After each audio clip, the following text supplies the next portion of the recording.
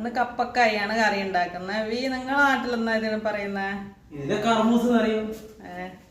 കുക്കറിൽ കഴുകി വെച്ച പരിപ്പ് ഇടുക. അതിലേക്ക് കട്ട് ചെയ്ത് കഴുകിയ കപ്പക്കായ ഇടുക.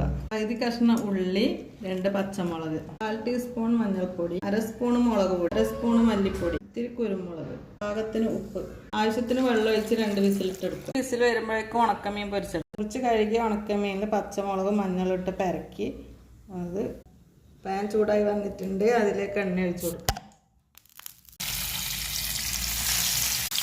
ഉണക്കമീൻ റെഡിയാകുമ്പോഴേക്കും കറിക്കുള്ള അരപ്പ് റെഡിയാക്കാം. അരമുറി തേങ്ങ, 1 സ്പൂൺ ജീരകവും അല്പം വെള്ളവും ചേർത്ത് അരച്ചെടുക്കും.